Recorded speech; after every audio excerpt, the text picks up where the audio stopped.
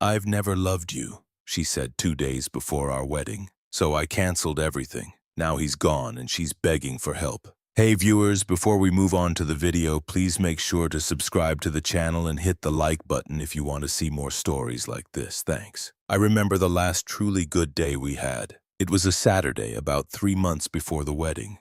Jane and I had spent the morning finalizing the floral arrangements, her buzzing with an energy I hadn't seen in months. We got back to our apartment and she collapsed on the couch laughing, her head in my lap. She said something about how surreal it was that we were finally getting married, and I felt this warmth in my chest, a sense of deep, complete satisfaction. It wasn't just about the wedding, it was about the life we were building. For 7 years, I had poured everything I had into that future. Our relationship was my foundation, while she was figuring out her life after college, hopping between different jobs, trying to find her passion. I was working. I landed a good job in tech, and for the last few years I'd been working my way up the corporate ladder. The plan was always for me to be the financial bedrock while she pursued her dreams. I paid for our apartment, covered her half of the groceries, and even helped to pay off a chunk of her student loans. It wasn't a transaction, it was a partnership. I was the rock, the stable ground. When she decided she wanted to start her own event planning business, I didn't hesitate. I helped her draft a business plan, gave her a loan to get it started, and even handled a lot of the initial marketing on the side. I did it because I loved her and wanted her to succeed, to be happy. And for the most part, it worked. The business was starting to get some traction. We were a real team. When I proposed, she said yes, and the planning became our new focus. But as the wedding approached, something shifted. The little jokes we used to share, the comfortable silence, it all started to feel a bit strained. She was less present. She was always on her phone, and when I'd ask what she was doing, she'd just say, "Oh, just wedding stuff." Then Mark came back into the picture. Mark was my oldest friend. We'd been inseparable since we were kids, and he was my best man. He had moved to another state a couple of years ago for a job. But when he learned I was getting married, he moved back a few months ago to be closer to the group. He was the charismatic one, the guy everyone gravitated toward. He had a way of making people feel like they were the only person in the room. Jane always liked him, but I never thought anything of it. It was my best friend and my fiancé. I trusted them both implicitly. But a few months out, the wedding stuff Jane was always on her phone about started to involve Mark more and more. They were picking up wedding favors, looking at rental furniture, and meeting with the DJ, often without me. When I tried to go, Jane would say, "Babe, it's fine, we've got it. You've been working so hard, you deserve a break." Mark knows my taste and he's happy to help. I didn't question it. I thought it was sweet that he was taking on so much of the burden. A month before the wedding, the emotional distance grew. Jane would come home from these meetings with Mark and be in a different mood. She'd laugh at her phone while we were watching TV, and when I'd ask her about it, she'd get defensive. "It's just a funny meme Mark sent me," she'd say a little too quickly. Or she'd start a sentence with, "Mark thinks we should," and I would just nod, even though I was starting to feel like an afterthought in my own wedding planning. The most painful part was the comparison. One night, while we were folding invitations, she looked up from the table and said, "You know, Mark is just so driven. He's always taking risks. I think that's what makes him so successful. He's a real leader." It was the first time she'd ever said something that felt like a direct put-down, a veiled jab at my steady, stable nature. She didn't say it maliciously. She said it like it was a simple observation, a fact. I just sat there looking at the invitations, feeling a cold dread settle in the pit of my stomach. I was the rock, but it was starting to feel like she was looking for a mountain. I pushed the feeling away, telling myself it was just pre-wedding stress. After all, she was about to marry me. I was the one she had chosen. I had to be. 2 days before the wedding. It was a Tuesday. The caterers had just left and the last of the floral deliveries had been dropped off. Our apartment, which had been a haven of calm, was now a chaotic blend of flowers, boxes, and half-empty champagne bottles. The air was thick with the scent of lilies and our own nervous energy. I was trying to thread a ribbon through a stack of seating cards when Jane walked in from the balcony. She didn't sit down.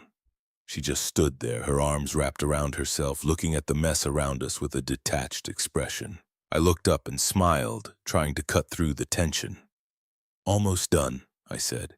"Just a few more of these and then we're golden." She didn't smile back. Her face was blank, cold. "We need to talk," she said, her voice flat, devoid of the emotion that had been buzzing between us for weeks. My heart immediately started to pound, a frantic drum against my ribs.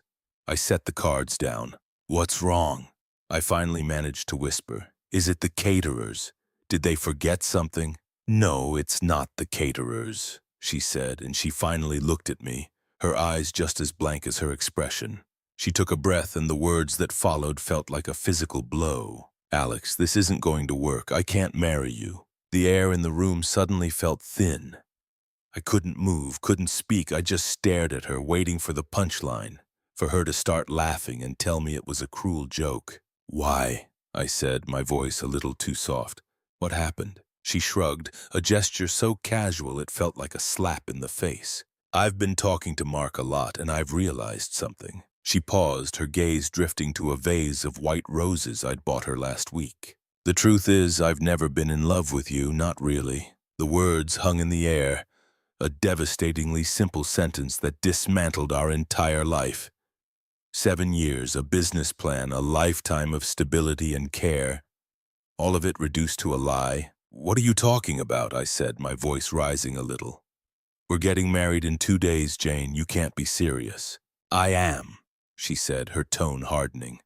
"Look, Alex, you're a wonderful guy. You're stable, you're kind, you're a good provider." The way she said provider made it sound like a dirty word. "But I've come to realize that's not what I want. I need passion, excitement, a partner who's a leader, not just a follower. Mark understands that." I stared at her, the pieces of the puzzle clicking into place with sickening clarity. The late-night texts, the secretive meetings, the barbed comments about my stable life. It wasn't about wedding planning at all. It was about her falling in love with someone else, with my best friend. "Mark?" I said, the name tasting like ash on my tongue. "You're leaving me for Mark, my best man?"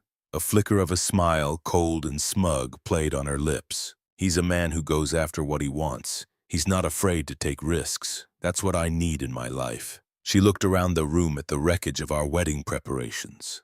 "This life with you, it's just so safe. It's boring. I need more than that." I stood there, surrounded by the remnants of a future that would never exist. The wedding cards, the flowers, the champagne. It all felt like a mockery. I felt the hot sting of tears behind my eyes, but I refused to let them fall. She wanted a reaction. She wanted me to beg, to scream, to give her the drama she craved, but I wouldn't. I looked at her, at the woman I thought I knew, and saw only a stranger. My love for her was an anchor I had been carrying for 7 years, and in that moment I let it go. "Okay," I said, my voice low and steady. I picked up a stack of seating cards and placed them neatly in a box. My hands weren't shaking. "I understand." I stayed calm. The silence that followed was heavy, but it was a silence I had created, a shield against the cruelty she'd just unleashed. My mind was already moving, processing the logistics, not the emotions. I looked at the seating cards again, at the two of us standing in this room filled with the artifacts of a life that was now fiction. "I'll be out by tomorrow morning," I said, my voice as level as I could make it. "I'll pack my things and have them moved." I didn't say, "What about the money for the wedding?" or "How could you do this?" There was no point. Her words had already given me all the answers I needed. She'd made her choice, and in a way she had freed me from a lie I didn't even know I was living. I went to the bedroom and pulled a duffel bag from the closet. I started with my clothes, folding them with a strange, methodical precision. As I worked, she tried to talk, her voice a little softer now, as if sensing the emotional distance I was putting between us. "Alex, are you okay? I'm sorry. I know this is a lot." I didn't answer. I just kept packing. She had a point. It was a lot. 7 years gone in a single cold confession. She had wanted to talk. I was talking to her in the only way that mattered now. "I want you to understand this isn't about you not being enough. It's about me needing something different, something more. I finally turned to face her, a t-shirt in my hand. "I understand completely," I said, looking her dead in the eye. "You made a selfish choice, the first honest one you've made in months, probably years. I just wish you'd done it before I invested everything I had into a future with you." The quiet dignity came naturally. There was no rage, no begging, no plea for her to reconsider. When you're standing in the wreckage of your life and you're the only one left standing, you learn a different kind of strength. I spent the night on the couch. In the morning, I packed the last of my things and left the key on the counter. I didn't even look back. I just walked away, carrying my things and the cold, hard knowledge of what had truly happened. My phone blew up for the next few days. It was her. It was her mom. It was a few mutual friends. I ignored all of them. I changed my passwords, blocked her and Mark on every platform, and just disappeared. Life after Jane was quiet, eerily so at first. I moved into a new apartment, small and empty, but it was mine. I started focusing on my career again with a single-minded intensity. I was promoted within 6 months, a direct result of the energy I had once poured into a failing relationship. The silence was a balm, a chance to rediscover who I was without the constant need to be someone's rock. About a year later, the news started trickling in. The first hint came from an old college friend I hadn't talked to in a while. "Hey man, I heard about Mark. Is that whole situation really as bad as it sounds?" I played dumb. "I don't know what you're talking about," I said, and he didn't press it. But the stories kept coming. It turned out Mark wasn't the driven, successful leader Jane had claimed. He was an impulsive risk-taker with a penchant for living beyond his means. His entrepreneurial ventures were just a string of failed, get-rich-quick schemes. He'd been living off his parents' money and using Jane's savings to fund his reckless lifestyle. The real downfall came when one of his schemes went bust. It wasn't just a financial loss, it was a legal mess. He'd signed Jane on as a partner in his last ill-fated business. It left her on the hook for a mountain of debt. He ghosted her when the lawsuit started. He cut her off, deleted all of his social media, and disappeared just like I had. He went back to live with his parents in another state, leaving her to face the consequences of his actions alone. A few months after that, I got a random message from one of our old mutual friends, Sarah, who had stood by Jane through all of this. "Hey, Alex, I'm so sorry for what happened. I'm so sorry. Jane is in a really bad place right now." I was calm. I simply replied, "What happened, Sarah?" Sarah told me everything. Mark had not only left her with a crushing debt, but he'd also been emotionally and verbally abusive. He was nothing like the charismatic man she'd fallen for. He was a monster, a user. Jane's event planning business was now bankrupt, and she was forced to move back in with her parents. Her reputation was in tatters, and her friends, including Sarah, were starting to see her for who she was.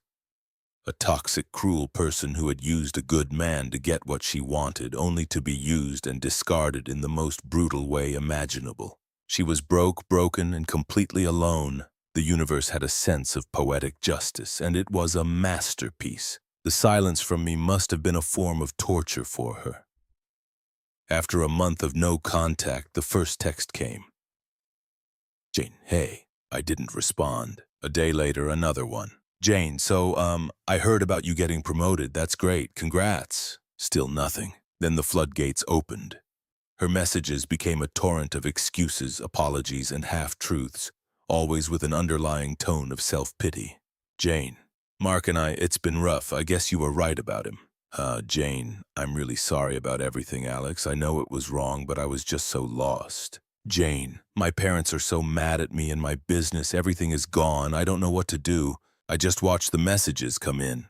A silent, detached observer. There was a time when these words would have shattered me, but now they were just a foreign language. They were no longer about me. They were about her. She wasn't seeking forgiveness. She was seeking a lifeline. The friends and family came next. First, her mom, who I had always liked. "Alex, honey, it's her mom. Please just talk to her. She's in such a bad place. You were always so good to her. I know you can help." I politely declined. "I wish her the best, but I'm not the right person for her to talk to." I wasn't cold, just firm and professional. Then came the mutual friends. A text from David, a friend of Mark's who had been in the know from the start. Dude, I told him not to mess with you, but he wouldn't listen. Jane is a mess. I think she really thought you'd be there to catch her when she fell. I responded to him with a simple, good luck with that.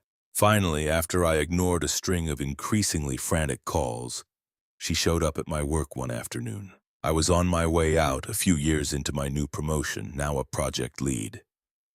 I was well-dressed, confident, and had a clear sense of purpose. I saw her standing near the entrance, looking out of place in a worn trench coat, her hair a mess. The entitled, smug girl from 2 years ago was gone. In her place was a woman who looked defeated. "Alex, please," she said, her voice small. "Just give me 5 minutes." "I don't have 5 minutes for you," I said without breaking my stride. "Whatever you have to say, you can say it here. My coffee is getting cold." "I just wanted to say I miss you," she stammered. "I messed up everything. Mark was a monster, a user. He left me with nothing. I see what you've become. You're so successful and you look so happy. You were always the one for me. I was just too stupid to see it." She started to cry, real tears this time. "Please, Alex, can we just talk? I'll do anything. I'll get therapy. I'll pay you back for the business loan, anything. I just want my life back." This was it. The moment she had been building to, the moment I had been preparing for. She wasn't begging for me.